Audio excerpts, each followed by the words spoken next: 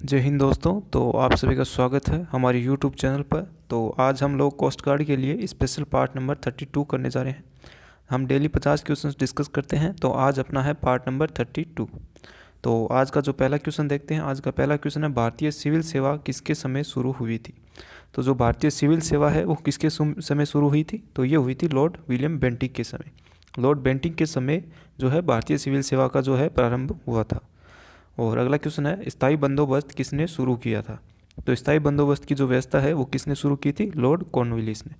Lord Cornwallis ने शुरू की थी स्थायी बंदोबस्त की व्यवस्था। और अगला क्वेश्चन है, मोर्ले मिंटो सुधार किस वर्ष आया था। तो जो मोर्ले मिंटो सुधार है ये आया था 1909 के अंदर। 1909 के अंदर आया था मोर्ले मिंटो सुधार। और अगला क्वेश्चन है, अगले क्वेश्चन में पूछा है, भारत में अंग्रेजी शिक्षा किसने शुरू की थी। तो जो भारत के अंदर अंग्रेजी शिक्षा है वो किसने शुरू की थी, लॉर्ड मैकाले ने। लॉर्ड मैकाले के समय भारत में अंग्रेजी शिक्षा सुधार संबंधी जो प्रावधान है वो हुए थे। और कब, किसके समय हुए थे, लॉर्ड मैकाले के समय। और अगला क्वेश्चन है, अलीगढ़ की जामिया मिलिया यूनिवर्सिटी के प्रथम कुलपति कौन थे। तो जामिया मिलिया जो यूनिवर्सिटी है अलीगढ़ की, इसके जो प्रथम कुलपति थे वो कौन थे, हकीम खान। हकीम खान है जो कि प्रथम कुलपति थे अलीगढ़ की जामिया मिलिया यूनिवर्सिटी के। और अगला क्वेश्चन देखते हैं। अगला क्वेश्चन है, किसके समय भारत की राजधानी कोलकाता से दिल्ली स्थानांतरित की गई थी। तो 1911 के समय भारत की राजधानी है वो दिल्ली बनी थी, कोलकाता से दिल्ली स्थानांतरित की गई थी। और किसके समय हुई थी, लॉर्ड होर्डिंग के समय। लॉर्ड होर्डिंग के समय 1911 के समय, लॉर्ड होर्डिंग के समय क्या हुई थी, राजधानी कोलकाता से दिल्ली स्थानांतरित हुई थी। और अगला क्वेश्चन है, भारत में बजट सबसे पहले कब आया था। तो भारत में जो बजट है वो सबसे पहले जो प्रस्तुत किया था वो किसने किया था, तो ये किया था लॉर्ड कैनिंग ने। 1860 के अंदर किया था। और किसने किया था, लॉर्ड कैनिंग ने। लॉर्ड कैनिंग ने किया था भारत के अंदर बजट का प्रस्तुत। पहली बार जो बजट प्रस्तुत किया था वो किसने किया था, लॉर्ड कैनिंग ने 1860 के अंदर। अगला क्वेश्चन है, किसके समय सती प्रथा पर रोक लगाई गई थी। तो सबसे पहले जो सती प्रथा पर रोक लगी थी 1829 के अंदर लगी थी। और किसके समय लगी थी, लॉर्ड बेंटिक के समय। विलियम बेंटिक जो था इसके समय लगी थी सती प्रथा पर रोक। और अगला क्वेश्चन है, सर्वेंट्स ऑफ इंडिया सोसाइटी के संस्थापक कौन थे। तो जो सर्वेंट्स ऑफ इंडिया है इस सोसाइटी थी, इसके संस्थापक थे गोपाल कृष्ण गोखले।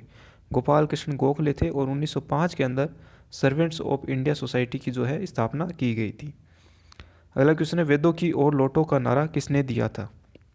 तो जो वेदों की ओर लौटो का नारा है वो दिया था स्वामी दयानंद सरस्वती ने। स्वामी दयानंद सरस्वती ने दिया था वेदों की ओर लौटो का नारा। और अगला क्वेश्चन है, भांगड़ा कहाँ का लोक नृत्य है। तो जो भांगड़ा है वो कहाँ का लोक नृत्य है, पंजाब का लोक नृत्य है भांगड़ा। भांगड़ा लोक नृत्य है पंजाब का। और अगला क्वेश्चन, डांडिया कहाँ का नृत्य है। तो डांडिया जो नृत्य है वो कहाँ का है, गुजरात का नृत्य है। गुजरात का नृत्य है डांडिया। और अगला क्वेश्चन है, कारगम का संबंध किससे है। यानी कारगम है वो किस राज्य से संबंध रखता है। तो कारगम का संबंध है केरल से संबंधित रखता है, केरल से संबंधित है। केरल का क्या है, नृत्य है, लोक नृत्य है केरल का। और क्या है, कारगम। और अगला क्वेश्चन है, अगले क्वेश्चन ने पूछा है, सत्रिया नृत्य कहाँ का है। तो सत्रिया नृत्य है वो कहाँ का है, असम का। असम का जो शास्त्रीय नृत्य है वो क्या है, सत्रिया नृत्य है। और अगला क्वेश्चन है, गेटवे ऑफ इंडिया है वो किसके द्वारा बनाया गया था। जो गेटवे ऑफ इंडिया है वो किसके द्वारा बनाया गया था, जॉर्ज विटेट के द्वारा। जॉर्ज विटेट के द्वारा गेटवे ऑफ इंडिया बना था 1911 के समय, जब राजधानी है वो कोलकाता से दिल्ली स्थानांतरित हुई थी। और किसके द्वारा बनाया गया था, जॉर्ज विटेट के द्वारा। और अगला क्वेश्चन है, विश्व धरोहर में सबसे पहले कौन सा दुर्ग बसा था। तो विश्व धरोहर है जो यूनेस्को के द्वारा जारी होती है, यूनेस्को के द्वारा जारी होती है। और उसमें सबसे पहले जो दुर्ग बसा था वो बसा था जैसलमेर दुर्ग। जैसलमेर दुर्ग बसा था कौन सी शताब्दी के अंदर, 12वीं शताब्दी के अंदर जैसलमेर दुर्ग है ये बसा था। और अगला क्वेश्चन है, भारत के प्रथम मुख्य चुनाव आयुक्त कौन थे। तो भारत के जो प्रथम मुख्य चुनाव आयुक्त थे वो कौन थे, सुकुमार सेन। सुकुमार सेन थे भारत के प्रथम मुख्य चुनाव आयुक्त। और अगला क्वेश्चन है, मोरारजी देसाई के बाद भारत का प्रधानमंत्री कौन बना था। तो मोरारजी देसाई थे, इनके बाद भारत का प्रधानमंत्री बना था चौधरी चरण सिंह। चौधरी चरण सिंह बना थे भारत के, जो मोरारजी देसाई है इनके बाद भारत के प्रधानमंत्री बने थे। अगला क्वेश्चन देखते हैं। अगला क्वेश्चन है, किस अनुच्छेद के अनुसार जो मंत्रिपरिषद होती है लोकसभा के प्रति उत्तरदायी होती है। तो अनुच्छेद जो 75 है, अनुच्छेद 75 के अंदर जो मंत्रिपरिषद है वो लोकसभा के प्रति उत्तरदायी होती है। अगला क्वेश्चन है, वर्तमान में कौन सी लोकसभा चल रही है। तो वर्तमान के अंदर जो लोकसभा है वो चल रही है 17वीं लोकसभा चल रही है। वर्तमान के अंदर 17वीं लोकसभा चल रही है। अगला क्वेश्चन है, प्रथम लोकसभा का गठन कब हुआ था। तो जो प्रथम लोकसभा है इसका गठन हुआ था 1952 के अंदर। 1952 के अंदर प्रथम लोकसभा है इसका गठन हुआ था। और अगला क्वेश्चन है, वर्तमान में वित्त मंत्री कौन है? तो वर्तमान में जो वित्त मंत्री है वो है निर्मला सीतारमण। निर्मला सीतारमण है वर्तमान में वित्त मंत्री। अगला क्वेश्चन है, भारत की संसद का निर्माण होता है, यानी जो भारत की संसद है वो किससे निर्मित होती है? तो राज्यसभा, लोकसभा और राष्ट्रपति तीनों को मिलाकर भारत की संसद का निर्माण होता है। यानी राज्यसभा, लोकसभा और राष्ट्रपति को मिलाकर ही किसका निर्माण होता है? संसद का निर्माण होता है। अगला क्वेश्चन है, 1975 से 1977 के आपातकाल के समय भारत का प्रधानमंत्री कौन था? यानी 1975 से लेकर 1977 2 साल जो आपातकाल लगा था उस समय जो भारत के प्रधानमंत्री थे वो कौन थे? इंदिरा गांधी उस समय प्रधानमंत्री थी आपातकाल के समय। और अगला क्वेश्चन है, संसद की दोनों सदनों की संयुक्त बैठक कौन करता है? तो संसद की जो दोनों सदनों की संयुक्त बैठक करता है वो करता है लोकसभा अध्यक्ष। जो लोकसभा अध्यक्ष होता है, ये जो संसद होती है इनकी दोनों सदनों की जो संयुक्त बैठक होती है वो करता है लोकसभा अध्यक्ष। और अगला क्वेश्चन है, प्राक्कलन समिति में कितने सदस्य होते हैं? तो प्राक्कलन समिति है इसके अंदर सदस्य होते हैं 30 सदस्य होते हैं। प्राक्कलन समिति के अंदर कितने? 30 सदस्य होते हैं प्राक्कलन समिति के अंदर।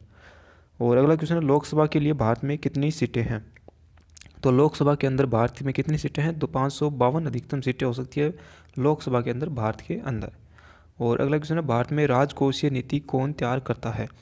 तो भारत के अंदर जो राजकोषीय नीति तैयार करता है वो करता है वित्त मंत्रालय। वित्त मंत्रालय के द्वारा भारत के अंदर राजकोषीय जो नीति है वो तैयार की जाती है।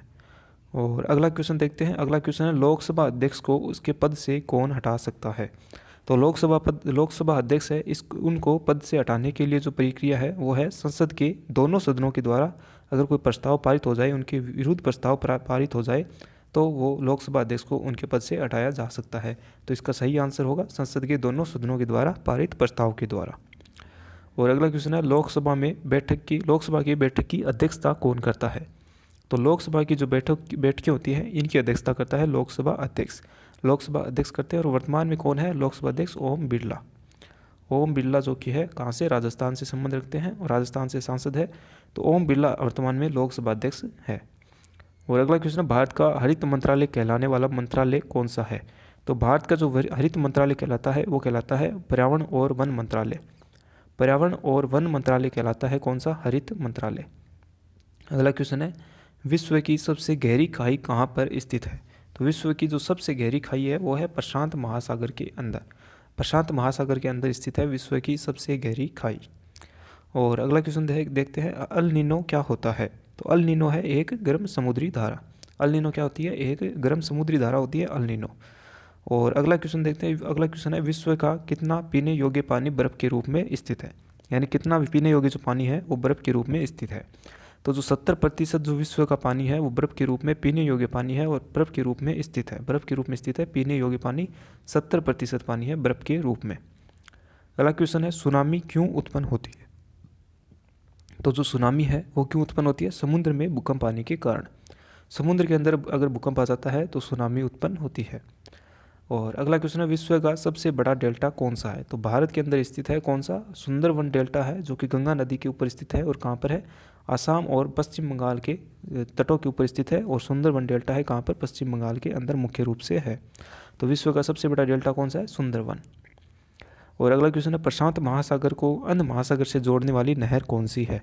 तो प्रशांत महासागर को अंध महासागर से जोड़ने वाली नहर है पनामा नहर। पनामा नहर है कौन सी? जो प्रशांत महासागर को किससे जोड़ती है? अंध महासागर को। और जो सुएज नहर है वो किसको जोड़ती है? लाल सागर को भूमध्य सागर से। और अगला क्वेश्चन है, सर्वाधिक हिमनद कहाँ पर पाए जाते हैं? तो जो सर्वाधिक हिमनद है यानी ग्लेशियर्स है वो कहाँ पर पाए जाते हैं? दक्षिण ध्रुव के अंदर। दक्षिण ध्रुव में पाए जाते हैं सर्वाधिक हिमनद। और अगला क्वेश्चन है, सारगासो समुद्र है वो किस महासागर के अंदर स्थित है? तो सारगासो जो समुद्र है वो किस महासागर में है? तो वो है अटलांटिक महासागर के अंदर। अटलांटिक महासागर के अंदर है कौन सा? सारगासो समुद्र। और जो एस आकार का जो समुद्र है वो कौन सा है? अटलांटिक महासागर। अगला क्वेश्चन है, विश्व का सबसे बड़ा द्वीप कौन सा है? तो इनमें से कौन सा द्वीप है सबसे बड़ा द्वीप है विश्व का? तो वह है ग्रीनलैंड जो द्वीप है वो विश्व का सबसे बड़ा द्वीप है। और अगला क्वेश्चन है, रतौंधी किस विटामिन की कमी के कारण होता है? तो विटामिन ए की कमी के कारण कौन सा रोग हो जाता है? विटामिन ए की कमी के कारण से कौन सा रोग हो जाता है? रतौंधी रोग हो जाता है जिससे रात के अंदर दिखाई नहीं देता। रात के अंदर दिखाई नहीं देता। रात के अंदर दिखाई नहीं देता किसके कारण? रतौंधी के कारण। और अगला क्वेश्चन है, ट्रांसफॉर्मर किस सिद्धांत के ऊपर कार्य करता है? तो ट्रांसफॉर्मर होता है वो करता है अनोन्य प्रेरण के सिद्धांत के ऊपर। अनोन्य प्रेरण के सिद्धांत के ऊपर काम करता है कौन? ट्रांसफॉर्मर। और अगला क्वेश्चन है, इनमें से कौन सा सबसे अधिक विद्युत चालक तत्व है? तो इनमें सबसे ज़्यादा विद्युत चालक तत्व है चांदी। जो चांदी या सिल्वर होता है वो सबसे ज़्यादा विद्युत चालक तत्व होता है। और अगला क्वेश्चन है, प्रकाश विद्युत सेल बदलता है। जो प्रकाश विद्युत सेल होता है वो किसको किस में चेंज करता है? तो प्रकाश विद्युत सेल करता है प्रकाश ऊर्जा को विद्युत ऊर्जा के अंदर। प्रकाश ऊर्जा को विद्युत ऊर्जा के अंदर परिवर्तित करता है कौन? प्रकाश विद्युत सेल। अगला क्वेश्चन, हमारे घरेलू विद्युत परिपथ पिघल जाते हैं। तो हमारे घरेलू जो विद्युत परिपथ होते हैं वो कई बार पिघल जाते हैं। वो किस कारण से पिघलते हैं? धारा में अचानक वृद्धि, धारा में वृद्धि के कारण। धारा में वृद्धि के कारण बदल जाते हैं, पिघल जाते हैं कौन? घरेलू विद्युत परिपथ। अगला क्वेश्चन है, ल्यूमेन किसकी इकाई होती है? तो जो ल्यूमेन है वो होती है ज्योति फ्लक्स की इकाई होती है ल्यूमेन। अगला क्वेश्चन है, घ्राण तंत्र हमारे शरीर में किस भाग में होते हैं? तो जो घ्राण तंत्र है वो हमारे नाक के अंदर होते हैं, घ्राण तंत्र। और अगला क्वेश्चन है, त्वचा की समस्या कौन से विटामिन की कमी से होती है? तो त्वचा की समस्या होती है विटामिन सी के कमी के कारण। और अगला क्वेश्चन है, विटामिन B6 की कमी से कौन सा रोग होता है? तो विटामिन B6 की कमी से होता है अरक्तता का रोग। अरक्तता हो जाती है विटामिन B6 की कमी के कारण। और अगला और लास्ट क्वेश्चन है, आयोडोफोम का प्रयोग किस रूप में किया जाता है? तो आयोडोफोम है इसका प्रयोग किया जाता है पूर्तिरोधी के रूप में। पूर्तिरोधी के रूप में आयोडोफोम का प्रयोग किया जाता है और इससे कीटाणुओं का नाश हो जाता है। तो पूर्तिरोधी के रूप में प्रयोग किया जाता है किसका? आयोडोफोम का। तो ये थे आज के अपने इंपॉर्टेंट क्वेश्चंस। तो ये क्वेश्चंस आपको कैसे लगे हमें कमेंट सेक्शन में जरूर बताएं। और अगर वीडियो अच्छा लगा हो तो वीडियो को शेयर करें, लाइक करें एंड अगर चैनल को अभी तक सब्सक्राइब नहीं किया है तो चैनल को सब्सक्राइब जरूर करें। Thanks for watching this video.